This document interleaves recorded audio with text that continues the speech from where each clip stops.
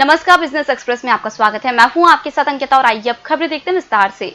एशियाई और यूरोपीय बाजारों में गिरावट के कारण घरेलू शेयर बाजार कारोबारी सप्ताह के अंतिम दिन शुक्रवार को गिरावट के साथ खुले। बंबई स्टॉक एक्सचेंज का बीएसई 74 अंकों की गिरावट के साथ 37,951 पर खुला। वहीं नेशनल स्टॉक एक्सचेंज का निफ्टी 13 पॉइंट की गिरावट के साथ 11,186 पॉइंट पर खुला। आरबीआई द्वारा मौद्रिक नीति की समीक्षा में नीतिगत दरों से छेड़छाड़ नहीं करने के कारण गुरुवार को सेंसेक्स 362 अंक चढ़ गया, जबकि निफ्टी 11,200 अंक के स्तर पर पहुंच गया। सेंसेक्स की कंपनियों में टाटा स्टील का शेयर सबसे अधिक 3.82% रहा। Infosys, Bajaj finance, TCS, HCL tech, ICICI bank और टेक महिंद्रा के शेयर भी लाभ में रहे। रिजर्व बैंक की मौद्रिक नीति समीक्षा में नीतिगत दरों में किसी तरह का बदलाव नहीं किया गया है, लेकिन रिटेल व कॉर्पोरेट लोन रिस्ट्रक्चर करवाने को मंजूरी दी गई है। इसका फायदा उन लोगों को मिलेगा जो 20 मार्च 2020 से पहले कभी डिफॉल्टर नहीं रहे। हर तरह के लोन को रिस्ट्रक्चर किया जा सकेगा। मासिक किस्त कम कराकर लोन की अवधि भी बढ़ाई जा सकती है। दूसरी तरफ सरकार ने सोने पर 75 की बजाय अब 90% लोन देना स्वीकृत कर लिया है। इससे सोने की मांग में तेजी आ सकती है। एसबीआई 7.50 पर लोन दे रहा है, जो कि सबसे कम है।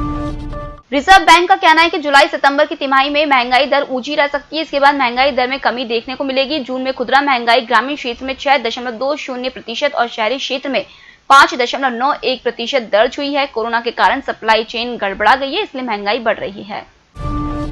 भारतीय रिजर्व बैंक ने स्टार्टअप को प्रायोरिटी सेक्टर लैंडिंग के दायरे में शामिल कर लिया है। मौद्रिक नीति समिति की 24वीं बैठक में लिए गए फैसले की घोषणा में आरबीआई ने कहा है कि पीएसएल के दिशा निर्देश को व्यापक बनाया गया है। इसके दायरे में स्टार्टअप को भी शामिल कर लिया गया है।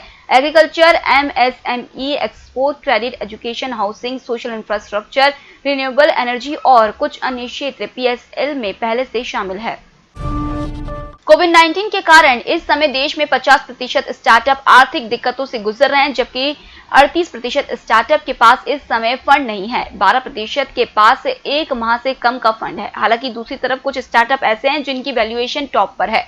पेटीएम की parent company 197 communication 1 lakh crore रुपए के साथ सबसे मूल्यवान स्टार्टअप बना हुआ है। कई बैंक अकाउंट के जरिए लोन लेकर धोखाधड़ी करने वालों पर लगाम कसने के लिए भारतीय रिजर्व बैंक ने बैंकों को निर्देश दिया है कि जिन ग्राहकों के खातों पर पहले से कैश या ओवरड्राफ्ट के जरिए क्रेडिट सुविधा उपलब्ध है, उन ग्राहकों के करंट अकाउंट ना खोले जाएं। आईडीबीआई बैंक ने आईडीबीआई फेडरल लाइफ इंश्योरेंस में 27% हिस्सेदारी 595 करोड़ रुपए में बेचेगा। इसके लिए बैंक ने 2 अन्य संयुक्त उद्यम भागीदारों एजिस इंश्योरेंस इंटरनेशनल एनवी और फेडरल बैंक के साथ शेयर खरीद समझौता किया है। समझौते के तहत 23% हिस्सेदारी एजिस इंश्योरेंस इंटरनेशनल एनवी और 4% फेडरल बैंक को बेची जाएगी। ब्रिटेन के केंद्रीय बैंक बैंक ऑफ इंग्लैंड ने प्रमुख ब्याज दर को 0.1% के रिकॉर्ड निचले स्तर पर बरकरार रखा है। कोविड-19 महामारी के बीच बैंक ने सतर्कता बरतते हुए निचली ब्याज दर को बरकरार रखा है। केंद्रीय बैंक ने सरकार और कंपनियों द्वारा जारी कुल 775 अरब पाउंड के बॉन्ड खरीदने के अपने लक्ष्य में भी कोई बदलाव नहीं किया है। सोने के साथ साथ चांदी में भी तेजी का रुख बना हुआ है। मुंबई में गुरुवार को चांदी की कीमतों में 2,417 रुपए किलोग्राम की बढ़ोतरी हुई। इस प्रकार चांदी की कीमत 73,617 रुपए प्रति किलोग्राम के रिकॉर्ड स्तर पर पहुंच गई है। वहीं जयपुर में चांदी की कीमतों ने 9.25 साल पुराना रिकॉर्ड तोड़ते हुए 74,200 प्रति किलोग्राम ऊंचाई छुआ है। मद्रास हाईकोर्ट ने योग गुरु रामदेव बाबा की पतंजलि आयुर्वेद और दिव्य योग मंदिर ट्रस्ट पर 10 लाख रुपए का जुर्माना लगाया है। यह जुर्माना खुद के ट्रेडमार्क का दुरुपयोग करने और कोरोना वायरस की दवा बताने के भ्रामक प्रचार पर लगाया गया है। चेन्नई की एक फर्म ने दावा किया है कि कोरोनेल 1993 से उसका ट्रेडमार्क है। कोर्ट का कहना है कि पतंजलि और दिव्य योग मंदिर ने आम लोगों में महामारी को लेकर फैले डर का फायदा उठाने के लिए अपने उत्पाद को कोरोना की दवा के रूप में प्रस्तुत किया, जबकि यह इम्यूनिटी बूस्टर है। कोरोना वायरस जनित महामारी की वजह से इंडियन होटल्स कंपनी लिमिटेड को चालू वित्त वर्ष की जून में समाप्त पहली तिमाही में 312 करोड़ रुपए का कंसोलिडेटेड शुद्ध घाटा हुआ है। इससे पिछले वित्त वर्ष की समान तिमाही में कंपनी ने 4 करोड़ रुपए का शुद्ध लाभ कमाया था। कंपनी का रेवेन्यू तिमाही के दौरान 144 करोड़ रुपए रहा। एक साल पहले इसी अवधि में यह 1020 करोड़ रुपए था। इसमें 86% की गिरावट आई है। टेलीकॉम कंपनी वोडाफोन आइडिया को चालू वित्त वर्ष की पहली तिमाही के दौरान 25,460 करोड़ रुपए का शुद्ध घाटा हुआ है। इसमें कंपनी का एक्सेप्शनल नुकसान 19,923 करोड़ रुपए रहा है। एक साल पहले समान तिमाही में कंपनी को 4,873 करोड़ रुपए का घाटा हुआ था। उधर एचपीसीएल को 2,814 करोड़ रुपए का शुद्ध लाभ हुआ है। ऑटो इंडस्ट्री ने पिछले महीने बड़े पैमाने पर रिकवरी की है। सबसे ज्यादा भरोसा उपभोक्ताओं ने मिड साइज एसयूवी पर जताया है। पिछले साल जुलाई में सेगमेंट की 15,208 यूनिट बिकी थी, जबकि इस साल जुलाई में कोरोना संकट के बावजूद सेगमेंट में 28,509 यूनिट्स बिकी, यानी साल दर साल 87% की बढ़त देखने को मिली है। इसका श्रेय हुंडई क्रेटा को भी जाता है, जिसमें 75% की वृद्धि के साथ जुलाई 2020 में 11,549 यूनिट्स बिक्री की। पिछले साल जुलाई में इसकी 6,585 यूनिट्स बिकी थी। मार्च 2020 में लॉन्चिंग के बाद से इस 5 सीटर एसयूवी को 55,000 से ज्यादा बुकिंग्स मिल गई थी। भारत के बाद अमेरिका ने भी चाइनीज ऐप टिकटॉक को बैन कर दिया है। अमेरिकी राष्ट्रपति डोनाल्ड ट्रंप ने टिकटॉक की पेरेंट कंपनी बाइटडांस पर बैन के आदेश पर गुरुवार को हस्ताक्षर कर दिए। इसके मुताबिक 45 दिन बाद रोक लागू हो जाएगी। टिकटॉक के साथ ही चाइनीज ऐप वीचैट को भी बैन किया गया है। अमेरिका का department of homeland security, transportation security administration और आर्म्ड फोर्सेस में टिकटॉक का इस्तेमाल पहले ही बंद हो चुका है।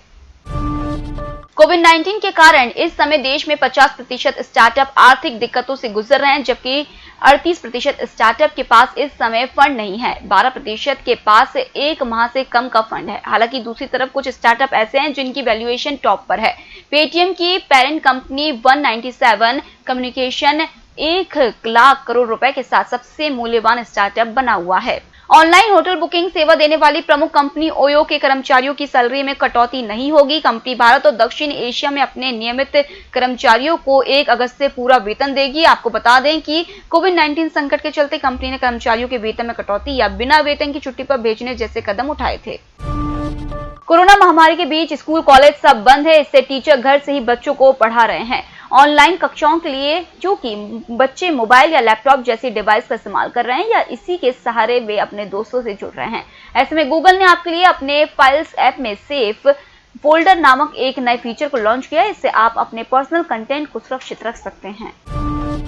विमानन कंपनी स्पाइसजेट को लंदन के हिथ्रो हवाई अड्डे पर स्लॉट मिल गया है। इससे एयरलाइन अगले महीने 1 सितंबर से लंदन के लिए उड़ानें शुरू कर सकेगी। स्पाइसजेट के मुताबिक उसे एयर बबल करार के तहत ये स्लॉट मिले हैं। अंतर्राष्ट्रीय उड़ानें शुरू होने के बाद इसका विस्तार कर उसे नियमित उड़ान सेवा की इजाजत दी जाएगी। एयर बबल ऐसी व्यवस्था है जिसमें 2 देशों की एयरलाइंस कुछ नियमों और अंकुशों के साथ अंतर्राष्ट्रीय उड़ानों को ऑपरेट कर सकती है। यह भारत और ब्रिटेन के बीच बबल करार के तहत है, जो 23 अक्टूबर तक प्रभावी रहेगा। एयरलाइन ने कहा है कि नियमित परिचालन शुरू होने के बाद इसका विस्तार किया जाएगा। अगर आप टाटा मोटर्स की शानदार एसयूवी की सवारी करना चाहते हैं तो कंपनी ने इसका ऑफर पेश किया है। टाटा मोटर्स अपने एसयूवी मॉडल नेक्सॉन के इलेक्ट्रिक वेरिएंट को ग्राहकों को 41,900 रुपए के तय मासिक किराए पर उपलब्ध कराएगी। कंपनी ने इसके सब्सक्रिप्शन मॉडल की पेशकश की है। टाटा मोटर्स के मुताबिक इलेक्ट्रिक वाहन तक लोगों की पहुंच बनाने के लिए उसने यह योजना पेश की है। बयान के मुताबिक ग्राहक न्यूनतम 18 महीने की किराया योजना से लेकर 24 और 36 माह के विकल्प में से कोई भी चुन सकते हैं। भारतीय रिजर्व बैंक के पूर्व गवर्नर रघुराम राजन ने गुरुवार को कहा है कि सरकार को सॉवरेन रेटिंग एजेंसी की सोच पर जरूरत से ज्यादा ध्यान नहीं देना चाहिए। इससे वह आर्थिक जरूरतों के हिसाब से फैसला लेने में असफल रह सकती है। राजन 4 सितंबर 2013 से लेकर 4 सितंबर 2016 तक आरबीआई के गवर्नर थे।